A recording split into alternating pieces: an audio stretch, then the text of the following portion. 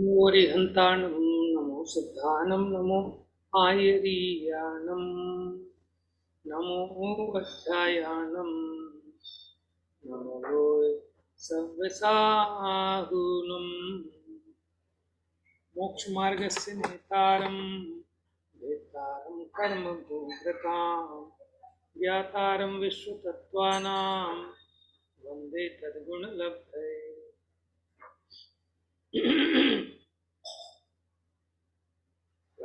तो चर्चा अपनी चल रही थी 12वें अंग के जो 5 भेद हैं, दृष्टिवाद अंग, उस दृष्टिवाद अंग के 5 भेद, परिकर्म, सूत्र, प्रथमानियोग, चूलिका, पूर्व। पूर्व में 14 पूर्वों की चर्चा चल रही थी, जिसमें अपना सत्यप्रवाद पूर्व, सत्यप्रवाद पूर्व में 12 प्रकार की भाषा, वचन गुप्ती, वचन के प्रयोग,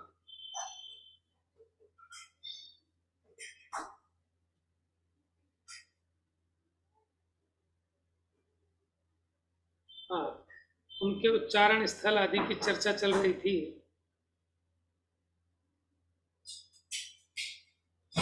तो वचन के प्रयोग 2 प्रकार के थे, शिष्ट रूप भला वचन और दुष्टता रूप बुरा वचन। ठीक है, दुष्ट वचन के प्रयोगों में कर्कश, कटुक, परुष, निष्ठुर, परकोपनी, मध्य कृशा, अभिमानिनी, अनयंकरी, छेदंकरी, भूतवध करी, ये 10 भेद बताए थे और इनके एग्जाम्पल भी पढ़े थे।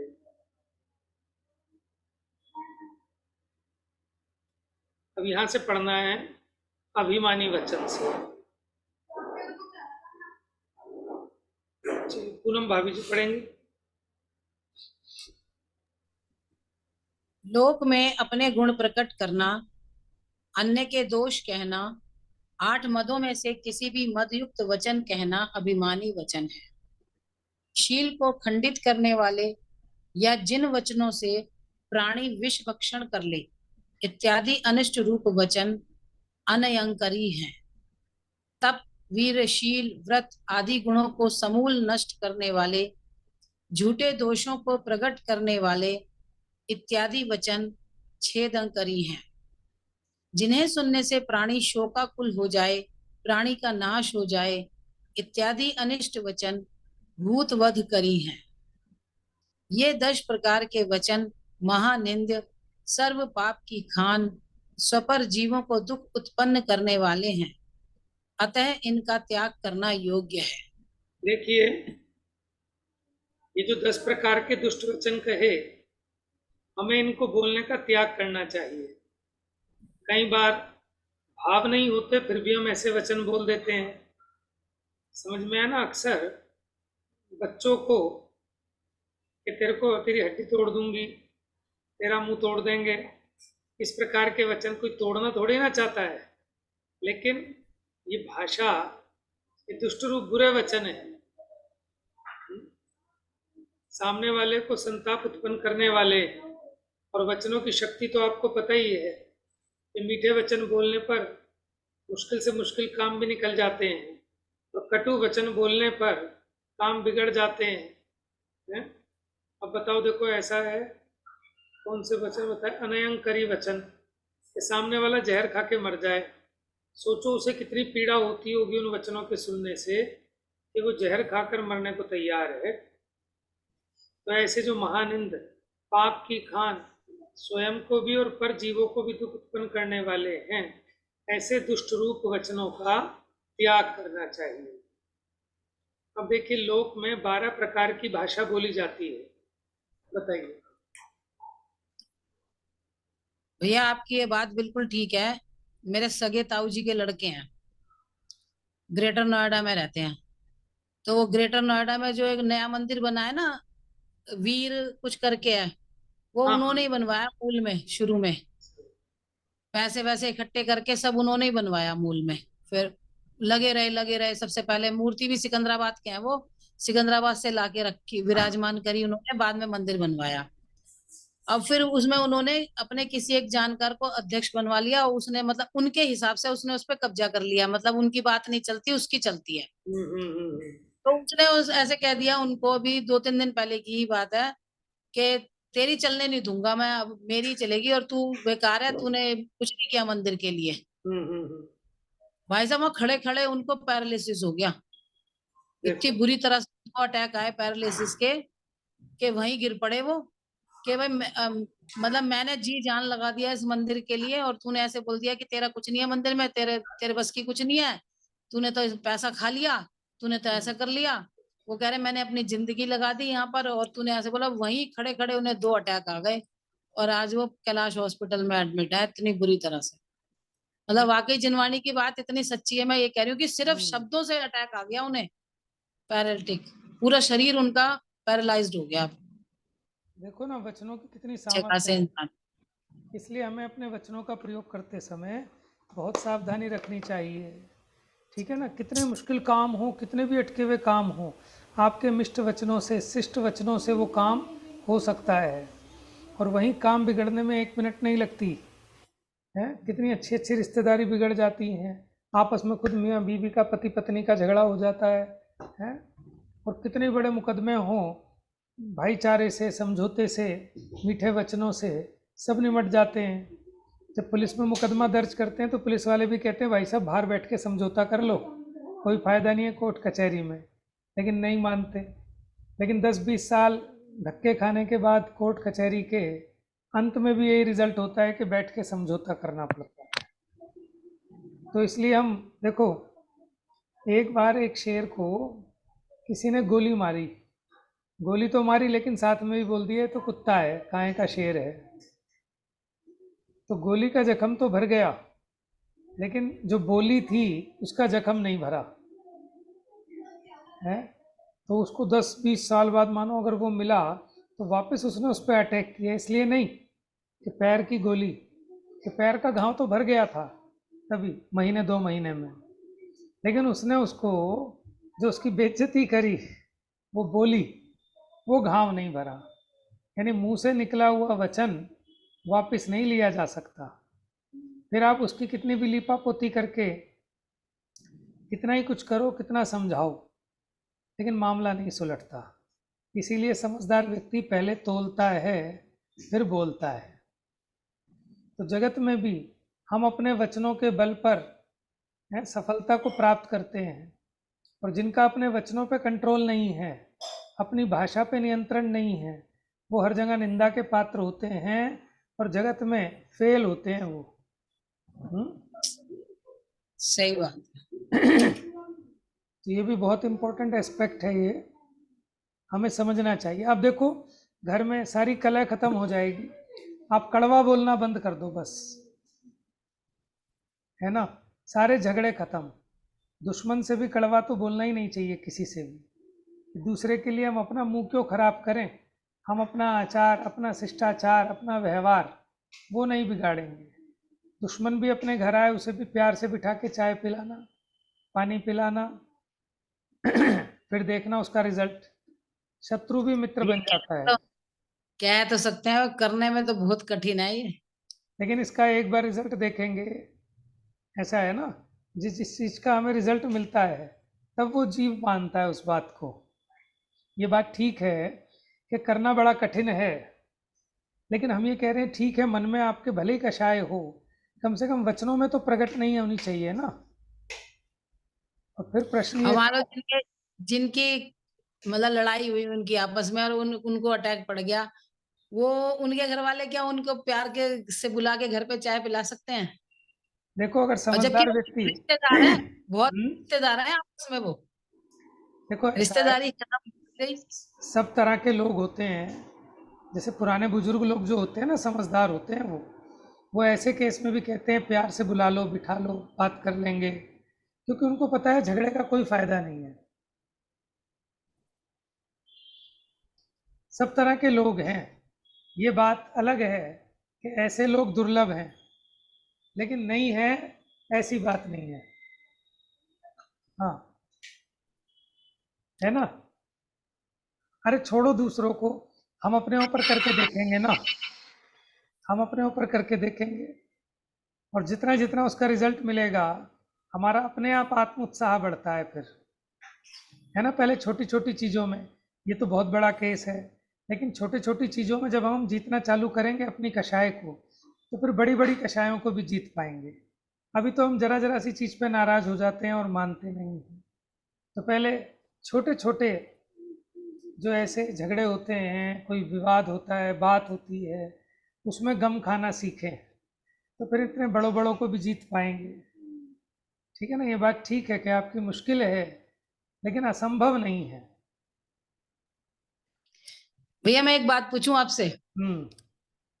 मेरे को एक अपने ही मन से एक विचार आया कि जैसे मेरे को किसी के भी प्रति क्रोध है या गुस्सा है, हम्म। तो दिमाग में आ जाती है बात, बार बार आती है। जिसके प्रति मन में कोई भी द्वेष बैठा हुआ है, कषाय बैठी हुई है, तो मैं एक बार एक शास्त्र जी पढ़ रही थी, तो उसमें उसमें लिखा था कि भाई सबको उत्तम क्षमा करो, क्षमा करो। तो हम्म। मेरे को अपने आप से विचार आया कि जब भी मुझे उस द्वेष वाले, जिससे मुझे द्वेष है, उसका हम्म। याद आता है, तो मैं अंदर में ऐसे कहती हूँ कि भाई मैं आपको क्षमा करती हूँ और आप भी मुझे क्षमा करो। मैं मिल नहीं रही उससे, हम्म। जाके पर्सनल नहीं कह रही, हम्म। हम्म। अंदर अंदर मैं कह रही हूँ। तो हम्म। क्या ये ठीक है? नहीं, ठीक तो है। देखो, पहले तो हमें समझना है कि हम उसको क्षमा उसके लिए नहीं कर रहे, हम अपने मन को शांत करने के लिए क्षमा कर रहे हैं। उसको क्षमा करने में हमारा फायदा है, नहीं तो हमारे दिमाग में निरंतर वही वही वही वही उपयोग में चलता है, और हम आकुलित व्याकुलित रहते हैं। धर्म ध्यान तो दूर की बात है, अपने घर गृहस्थी के काम भी हम सही ढंग से नहीं कर पाते, क्योंकि हम एंगेज हो सही गए ना। तो हम जो क्षमा कर रहे हैं उस पर एहसान नहीं कर रहे, हम अपने पे एहसान कर रहे हैं। जब हमें ऐसा लगेगा कि हम उस पर एहसान नहीं कर रहे, हम अपने उपयोग को बचा रहे हैं वहाँ से, है ना, तो वहाँ अपने आप ऑटोमेटिक क्षमा होगी। ये बात ठीक है आपकी कि कई बार ऐसी चीज़ें होती हैं कि आराम से भुलाई नहीं जाती, लेकिन कषाय हमेशा एक जैसी नहीं रहती, कभी तीव्र होती हैं, कभी मंद होती हैं। तो जिस समय मंद हो, उस समय जीव ऐसा विचार करके निर्णय बनाए अपना, है ना। और वो भी आज ही तो बुरा लग रहा है, जब हमारे हिसाब से नहीं चला तो हमें बुरा लग रहा है, लेकिन पहले हमारे हिसाब से चलता था, वो भी याद करो। फिर वहाँ कर्म के उदय का विचार करें कि वो बुरा है कि हमारे कर्म का उदय बुरा है ना। अपने कर्म, पाप कर्म के उदय से मित्र भी शत्रु बन जाते हैं। वो बेचारा भी कर्म का प्रेरित हुआ परिणमित होता है ना। हमारे पाप कर्म का उदय आया तो अपना पुत्र भी दुश्मन हो जाएगा, और पुण्य कर्म का उदय आया तो शत्रु भी मित्र बन जाएगा। तो ये चर्चा जब हम इस पे विचार करते हैं, तो ऑटोमेटिक हमारी कषाय की तीव्रता गायब हो जाती है, कषाय मंद होती है। फिर जो काम तीव्र कषाय में बड़ा कठिन लगता था, वो बड़ा सरल लगता है। मियाँ बीवी में झगड़े होते हैं ना सबके, किसके नहीं होते होंगे, सबके ही होते हैं।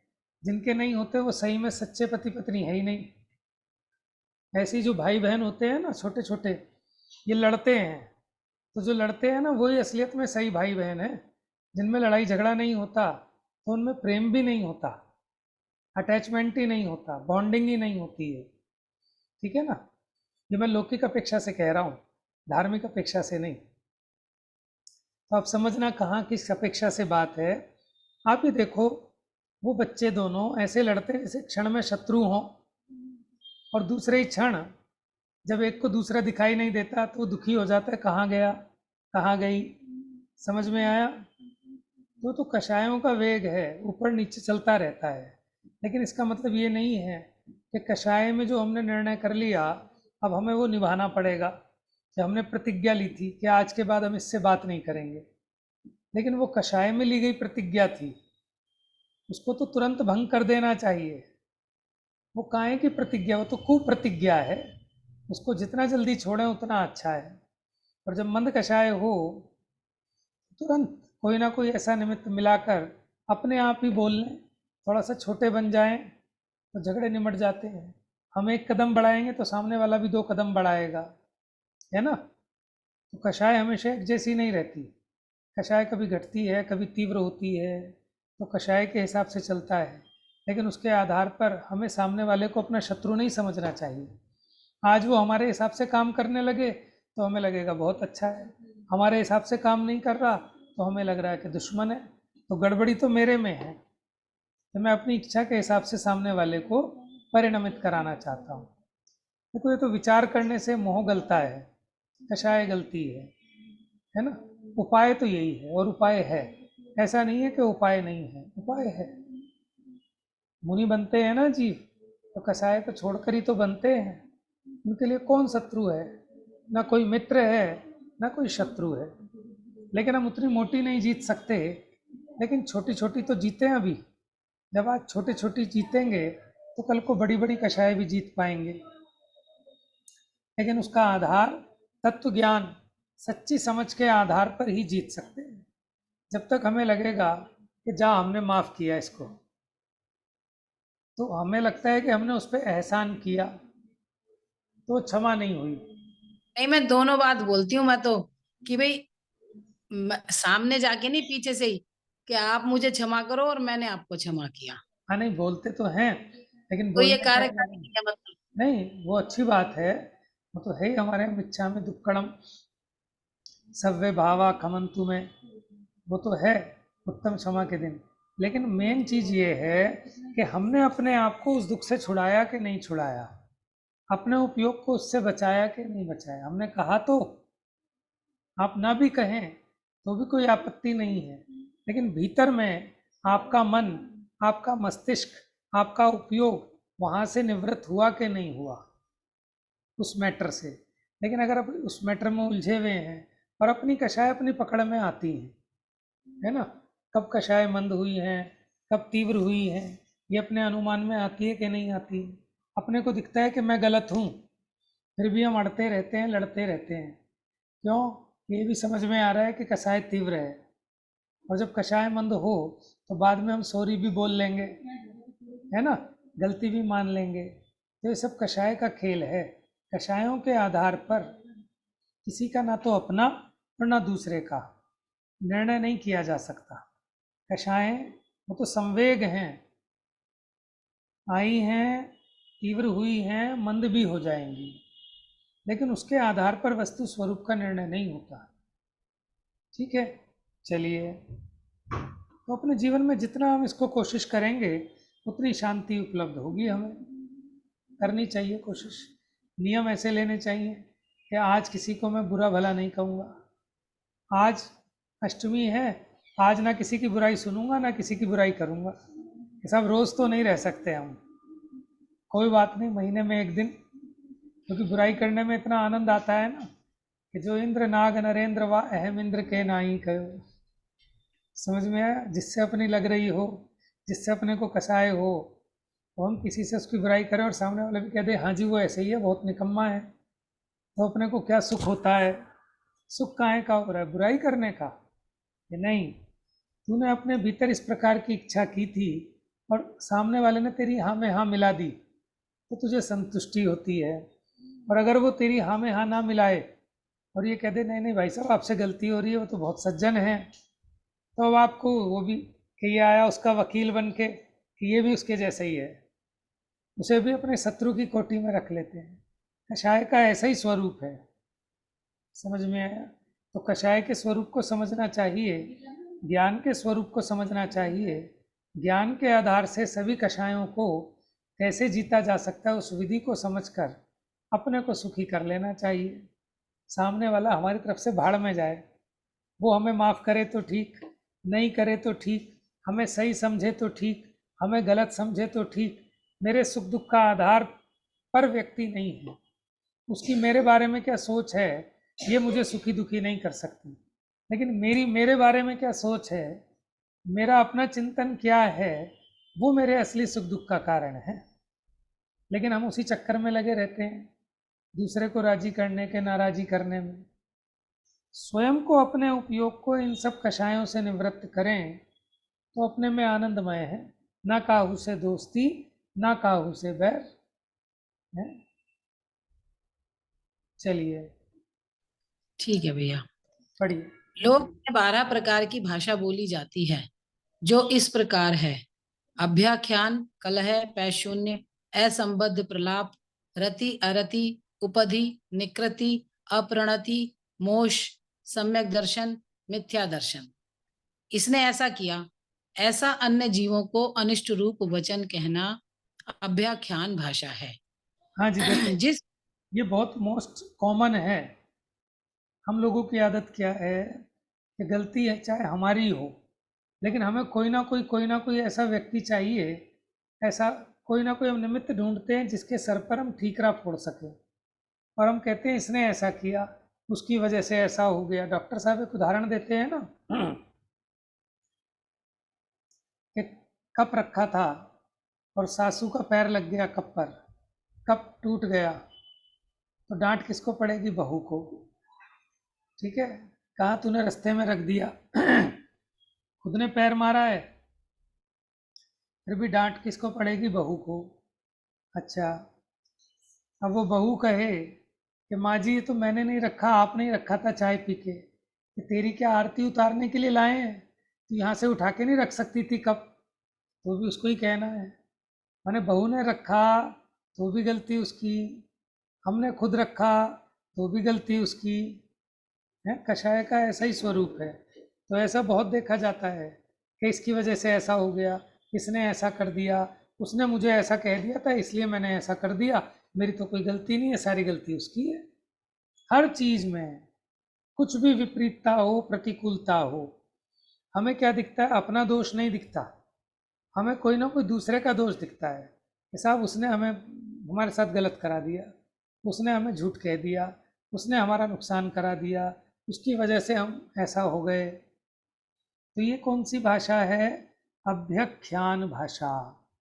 आप सोचो, कोई दूसरा व्यक्ति गलती करे और उसका आरोपण हम पे करे कि हम इनकी वजह से जीने से फिसल गए, कि क्यों?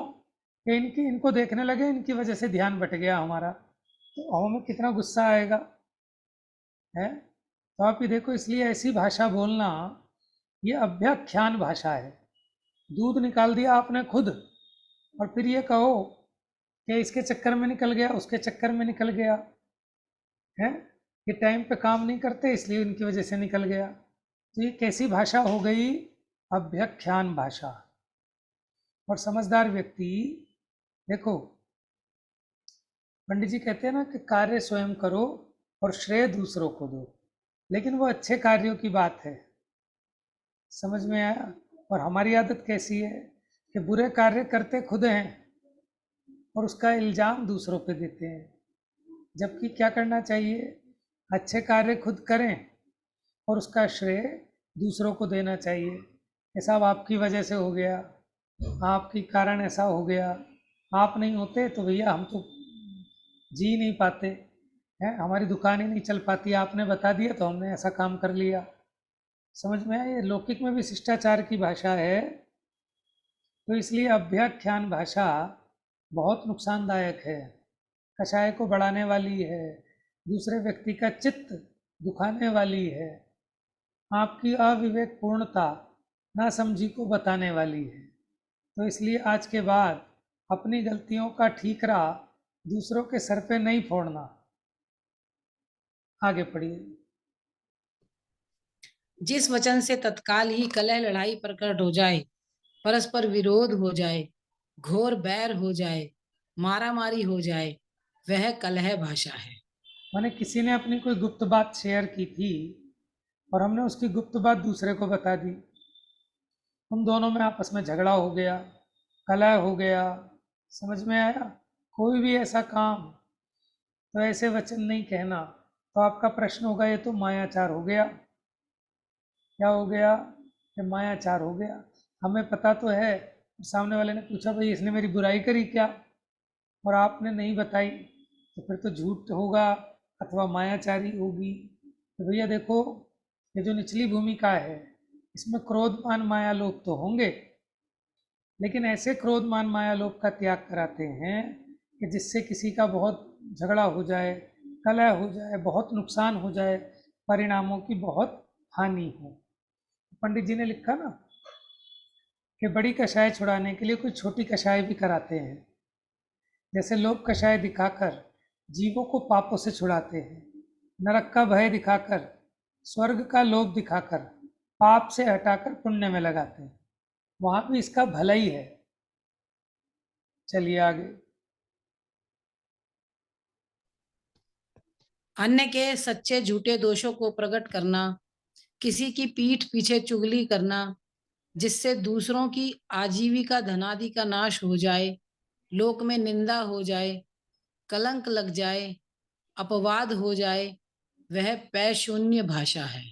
देखो इसमें दोनों बातें ली कि दूसरे के झूठे दोषों को तो प्रकट करना ही नहीं, लेकिन सच्चे दोषों को भी प्रकट नहीं करना। बात समझ में आई? क्यों? कि उस बेचारे की आजीविका, धन, इन सब का नाश हो जाएगा, लोक में उसकी निंदा हो जाएगी, कलंक लग जाएगा, अपवाद हो जाएगा, और वो जाके सुसाइड भी कर सकता है। होता है ना ऐसा कि जब किसी की निंदा हो जाए, अपवाद हो जाए, तो वो मरण, आत्महत्या तक कर लेता है। तो इसलिए ऐसी पैशून्य भाषा का प्रयोग नहीं करना।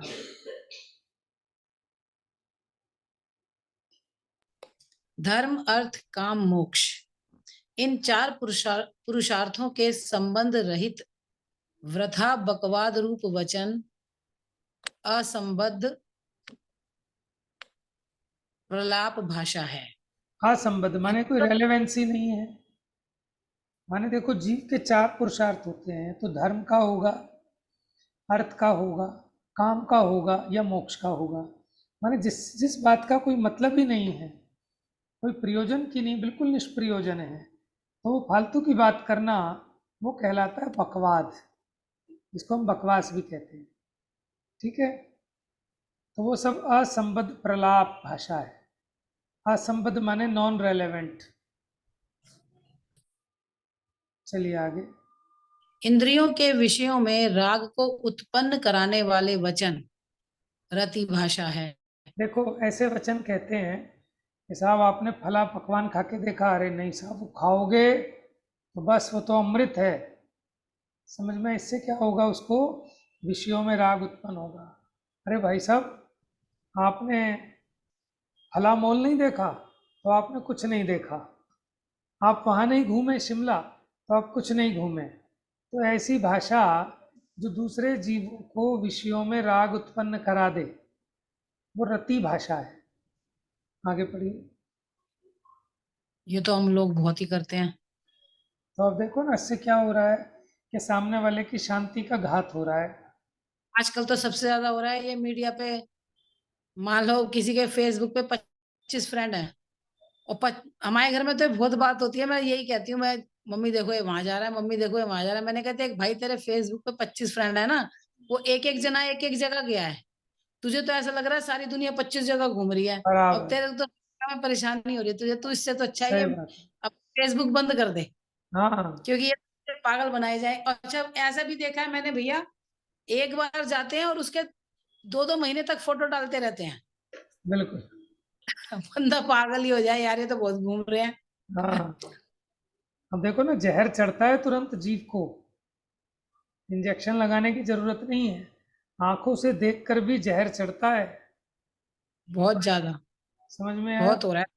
छोटी छोटी चीजों में आपने किसी के कोई आभूषण देख लिए, आपने किसी के वस्त्र देख लिए, आपने घर में किसी के कोई इंटीरियर डेकोरेशन देख ली, तो आपके चित्त में इच्छा रूपी अग्नि जल पड़ती है, या उसमें ईंधन डल जाता है।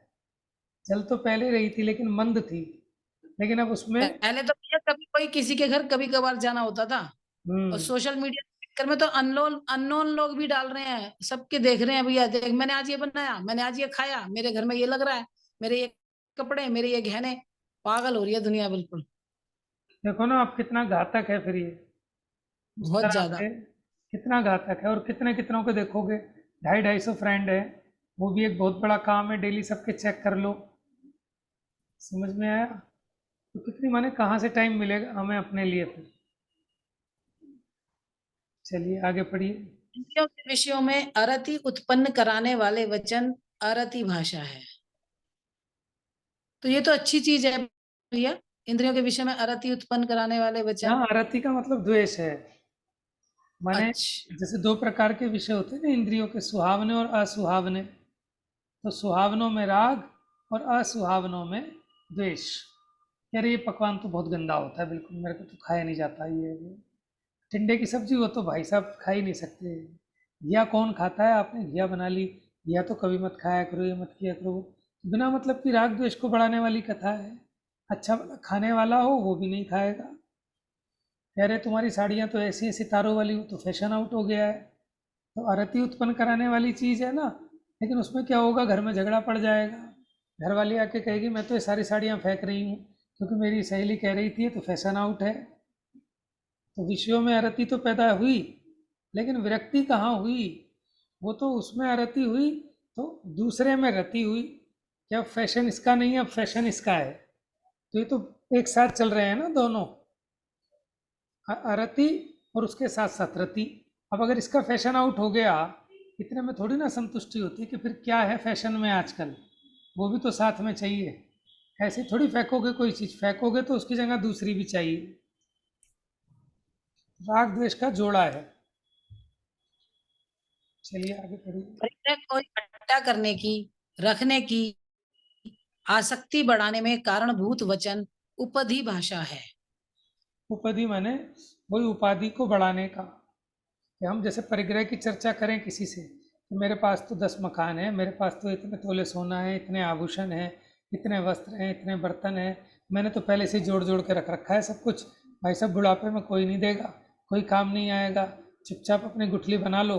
बच्चों को भी नहीं बताया हमने तो। समझ में आया? पति से भी छुप छुप के जोड़ लो। तो ऐसे परिग्रह को जोड़ने की, बढ़ाने की, उनके वैसे ही पाप के उदय आते हैं।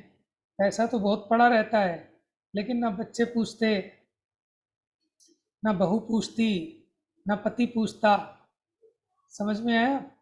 आपने पहले ही ऐसी भावना भाई कि मैं सबसे छुपा छुपा के जोड़ लूं, बुढ़ापे में अगर कोई नहीं करेगा तो मेरा पैसा काम आएगा।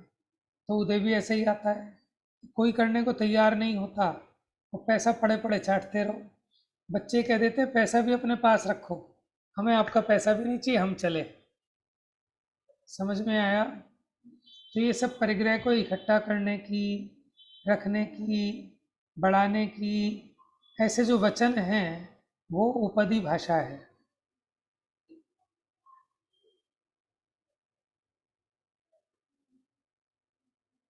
अनम्यूट कीजिए पहले, अनम्यूट अनम्यूट कीजिए। लोक व्यवहार में मायाचारी सहित कपट में ठगने रूप वचन कहना निकृति भाषा है। अपने से अधिक गुणवान को नमस्कार नहीं करना, उनके तप ज्ञानादि के संबंध में अविनय पोषक वचन कहना अप्रणति भाषा है। देखो हम कैसे चोरी, कहेंगे, हमें हमें पता है कितने धर्मात्मा है, ढोंगी है ढोंगी। तो ये जो हो गया कि दूसरे के तप ज्ञान आदि के संबंध में अविनय पोषक वचन कहना, यह अप्रणति भाषा है। समझ में आया? माने ये भी हमारे अंदर की तीव्र कषाय होती है, तो हम पूज्य पुरुषों को प्रति भी है ऐसे वचन कह देते हैं। हाँ आगे बढ़। चोरी में प्रवृत्ति कराने वाले वचन कहना मोश भाषा है। सम्यक दर्शन ग्रहण कर मोक्ष मार्ग में प्रवृत्ति कराने वाला उपदेश देना सम्यक दर्शन भाषा है। मिथ्यात्व को अंगीकार कर मिथ्यात्व को पुष्ट करने वाले वचन कहना मिथ्या दर्शन भाषा है। इस प्रकार विषय की अपेक्षा भाषा के 12 भेद हैं। 2 इंद्रिय से लेकर सैनी पंचेंद्रिय पर्यंत वचन बोलने वालों की अपेक्षा वक्ताओं के अनेक भेद हैं। देखो द्रव्य क्षेत्र का दो इंद्रिय से ये जीव के वचन बल प्राण चालू हो जाता है। तो इसलिए कह रहे हैं 2 इंद्रिय से लेकर सैनी पंचेंद्रिय तक बोलने वालों की अपेक्षा वक्ताओं के अनेक भेद हैं। पहले हमने विषय की अपेक्षा भाषा के 12 भेद बताए। जैसे सम्यक दर्शन ग्रहण कर मोक्ष मार्ग में प्रवृत्ति कराने वाला उपदेश देना, ये सम्यक दर्शन भाषा है। ठीक है ना? तो इसमें ये भाषा अंगीकार करने लायक है, उपादेय है। बाकी जितने बताए वो हे हैं, बुरी हैं वो भाषाएं। आगे। भैया ये वक्ताओं के अनेक भेद हैं बोला, तो हाँ वक्ताओं से मतलब वक्ताओं से मतलब प्रवचन करने वाले नहीं। हम क्या समझते हैं वक्ता मतलब प्रवचन करने वाले। वक्ता कहते हैं जो बोल सकते हो। आपको पता है ना, 2 इंद्रिय से भाषा पर्याप्ति प्रारंभ हो जाती है, एक इंद्रिय को भाषा पर्याप्ति नहीं होती। इस अपेक्षा इन्होंने कहा, माने जिनके वचन संज्ञा है, जिनके वचन बल हैं, वो 2 इंद्रिय से स्टार्ट हो जाते हैं। इसलिए बोलने वालों की अपेक्षा अनेक भेद बनते हैं, 2 इंद्रिय, 3 इंद्रिय, 4 इंद्रिय, असैनी पंचेंद्रिय, सैनी पंचेंद्रिय। एक इंद्रिय की भाषा नहीं होती बस, ठीक है। और उसमें भी वो हमारी तरह नहीं बोल पाते अक्षरात्मक, उनकी भाषा कैसी होती है, अनक्षरात्मक। चलिए भैया मतलब इसमें दोनों किस चीज का डिफरेंस क्या है? वचन बोलने वालों की अपेक्षा वक्ता, मतलब वो दो इंद्रिय जो जीव होते हैं उनके भाषा पर्याप्ति शुरू हो जाती है तो है भेद ना? गिना रहे हैं भाषा की अपेक्षा। तो जैसे इन्होंने भाषा के 12 भेद बताए, विषय की अपेक्षा बताए वो, ठीक है। अब यहाँ कह रहे हैं जो वचन बोलने वाले हैं उनके भी अनेक भेद हैं। जैसे कोई सैनी पंचेंद्रिय है वो भी बोलने वाला है, कोई 2 इंद्रिय है वो भी बोलने वाला है।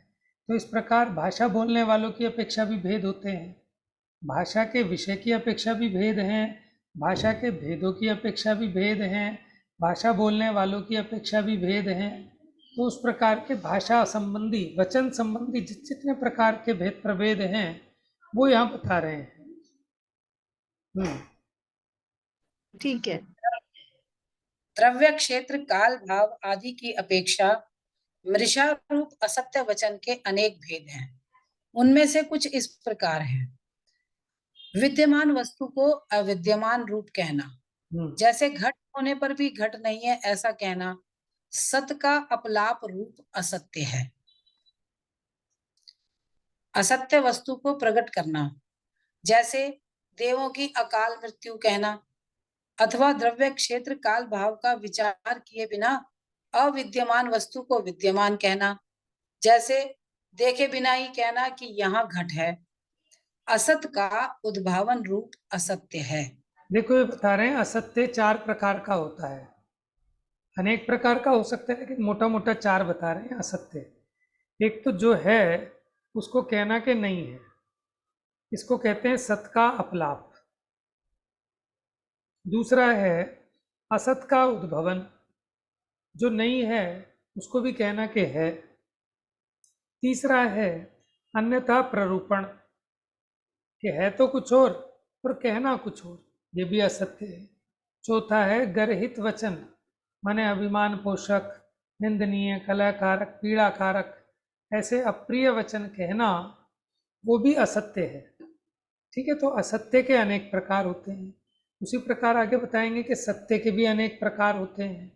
तो यहाँ जो ये कौन सा चल रहा था अपना सत्य प्रवाद पूर्व, तो यहाँ भाषा वचन संबंधी अनेक भेद प्रभेद बताए हैं। समय हो गया है, पढ़ लीजिए, इसको पूरा कर देते हैं। भैया इसमें सावध्य का मतलब क्या है? सावध्य पोषक, वैसे तो आपने ये बता ही दिया, पढ़ लेती हूँ। सावध्य पोषक मैंने हिंसा पोषक। अच्छा, विद्यमान वस्तु को अन्य रूप कहना, जैसे विचार किए बिना बैल को घोड़ा कहना, विपरीत रूप असत्य है।